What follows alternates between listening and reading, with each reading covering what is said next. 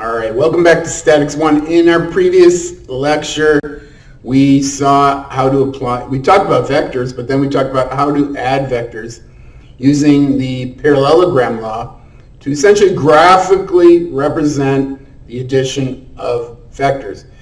And we can do it, and then you can visually see what happens when you add vectors. But now what we're going to do is add a quantitative component of them, so that we can actually get the magnitude and the angle of our vector relative to the horizontal plane, a horizontal axis rather.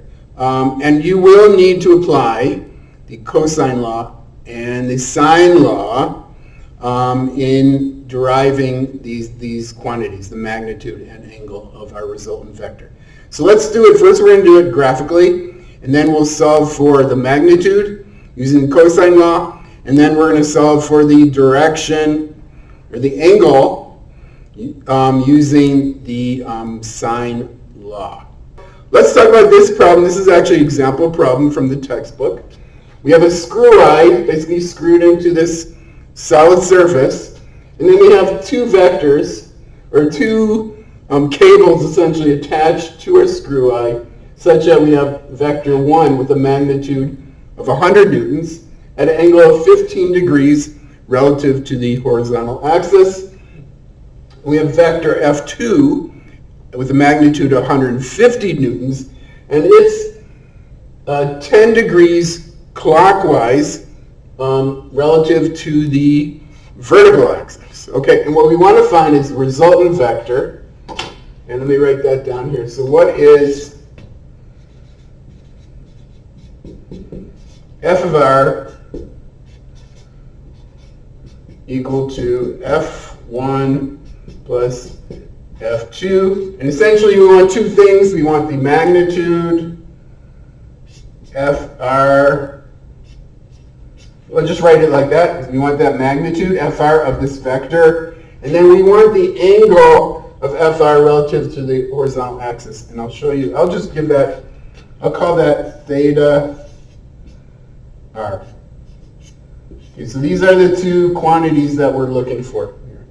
Okay, I'm off the page again. All right, so those are two quantities that we're looking for. So let's first do it using the techniques that we know, which is the parallelogram law. So we have our two vectors, and what we're going to do is we're going to draw parallel lines, and then see where they intersect, and then draw our vectors starting from this point out to, we're out here somewhere where they intersect. So I'm going to take that one, and I'm going to draw this one as well as I can, parallel to, let's see how well I did. I need a straight edge. Let's see, so is this parallel to that? Well, not very good. Let me try again. I need a protractor and a straight edge. Let's try again. Oh, it's not bad. We'll go with that. All right, so this is oh, I'm sorry. So we're going to draw this basically a line. I didn't mean to put an arrow there. Okay, so this line is parallel to that line, and I'm going to draw a line starting at the head of this vector and parallel to this line. Let's see how well I can do.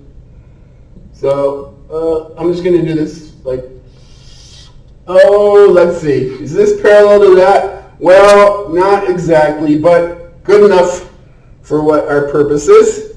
And so we know our resultant vector is going to extend from this point out to the other end of our parallelogram. Out here. Well, I didn't do that one too bad. Try again. There it is. Okay, that's my f of r. So we're done. We did the problem, right? But we don't have quantitatively what that value is. So let me put it here. This is going to be f of r. Okay, that vector. All right, so how do we find out what that is? And the first thing is we're going to define is the quantity of f of r. And as I said before, we're going to use the cosine law to do that. So how do we do that? We need to find Remember, cosine law is applicable to a triangle, and typically we need to know two sides, and then we need to know the angle in between those two sides to apply the cosine law. So how are we going to do that? We do know that this side is, if we look at this triangle, let me isolate a triangle. We're going to isolate this triangle out of this parallelogram in red, reddish. All right, there's our triangle. And we know this side is 100 newtons. And we know that this one is essentially the same as that. This is 150 newtons. And the question is, what is this length here, which is going to be the magnitude of my f of r value? All right, so in order to do that, in order to apply the cosine law, we're going to have to figure out what is this angle here, and I'll call that alpha.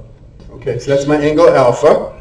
And to find that, we're going to take advantage of the fact that the angles, if we add up all the angles of a parallelogram, they always equal to 360. So this is alpha. If we call this one beta, so then we would know that 2 alpha plus 2 beta equals 360. And since we know that this is a right angle, right, which equals 90, so 15 plus 10 plus beta is going to be equal to 90. So let me write that down as well. I have 15 degrees plus 10 degrees plus beta equals 90 degrees. And we can take 90 minus 25 to get our beta value. So beta equals 90 degrees minus 25 degrees equals 65 degrees. And once we know that, now we can plug that into this term, and we can substitute that into here. So we're going to end up with 2 alpha plus 2 times 65 degrees. It's going to equal 360 degrees. And then we can do the math, and I'll write it out. Alpha equals 360 minus 2 times 65 divided by 2. And if you do that, you get 360 minus 130 is 230 divided by 2 equals 115 degrees. Perfect. Now we know this angle here is 115 degrees, and we can now apply the cosine law to this triangle to find this unknown value here. And I'm going to write the cosine law again, which is, if you remember, c equals square root a squared plus b squared minus 2ab cos, and I'll use alpha since we have alpha here in this case. All right, so the a and b are going to be our 100 and 150. The alpha is going to be my 115 degrees. And so we'll put those values in here. So we end up with square root of 100 newtons squared plus 150 newtons squared minus 2 times 100 newtons times 150 newtons times, I'm still on the page, cos of, we want to put 115 in there because we know that value. 5 degrees.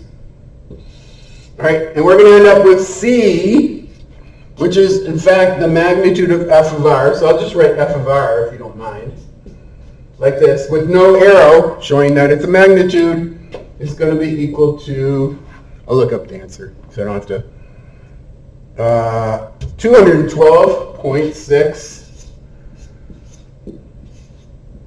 newtons.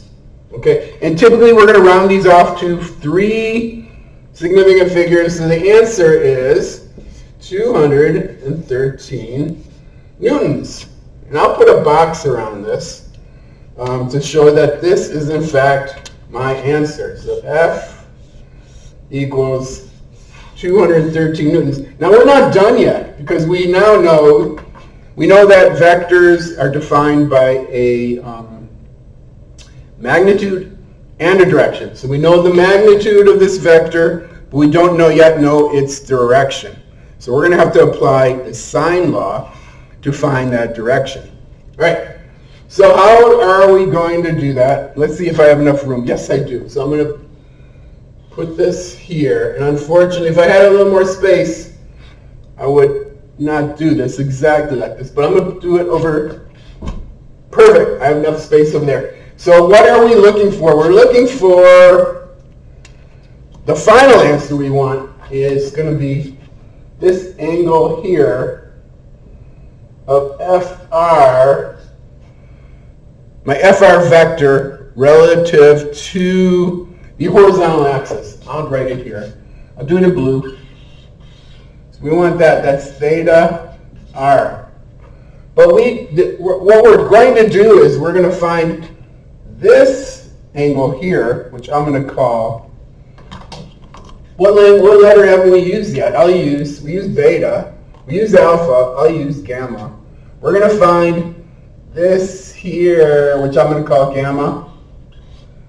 And gamma plus 15 is going to equal theta R. So let me write that here so we don't forget that.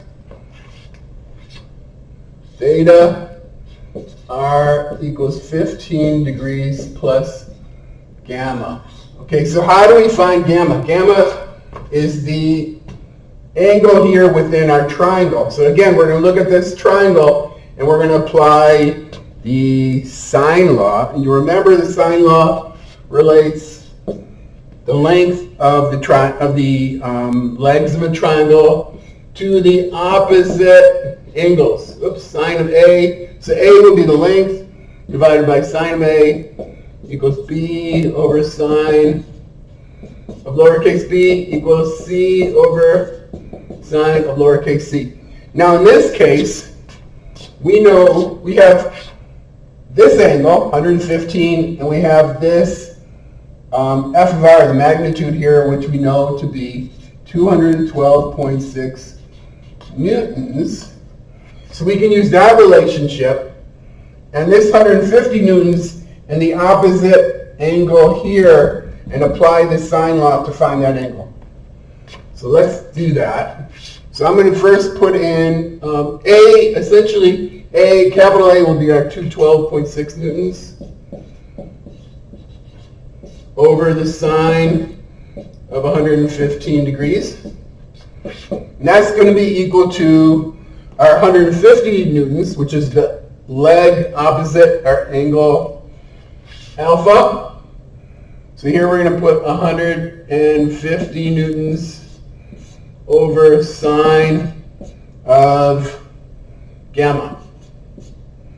And then we can find this we can isolate everything. I'm going to put all the gamma stuff on the left-hand side. So we're going to end up with sine of gamma equals 150 newtons over 212.6 newtons times sine of 115 degrees. And if we do all this, then we can take the arc sine to end up with just gamma over here. We end up with gamma equals the arc sine, which remember is just the inverse of the sine. That's why when we do arc sine of sine, we end up with just gamma. So I'm going to do arc sine of this quantity here, and I won't write it because I'm lazy. I'll just I will write it because I want to show you an example of good technique.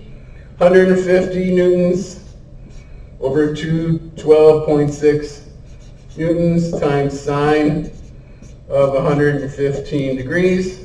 Is it all fitting here? Yes, it just fits. Does it fit? I'm going to have to turn this a little bit this way to get it to fit. Or do I? No, it fit. All right, so it's there. Sine of 115 degrees, and this is going to be equal to, make sure I get the right answer, 39.8 degrees. So gamma equal this, I'm sorry, not good use of my space, 39.8 degrees. So that is this angle here, 39.8 degrees. So f of r, or theta r, which I put it here, is going to be this angle here, 15, plus the 39.8, which is 54.8. So theta r, in other words, the angle of the resultant vector r, or f of r, equals 15 degrees plus 39.8 degrees equals 54.8 degrees. And again, I'm going to put this into a box. So we know the answer when you are going back over the problem. So let's just do a quick review. So what we did was we had two vectors with the angles defined. We added them. We used the parallelogram law to draw a resultant vector, f of r. We used the relationship of, we found one angle of our parallelogram, and then we used the relationship that you can sum all the angles of a parallelogram. They will equal 360 to find the other angle. Then we applied the cosine law to find the magnitude of our resultant vector. And lastly, then we had we had a magnitude and opposing angle, and then we would use the other magnitude opposing angle and the sine law to find this angle, which turned out to be 39.8.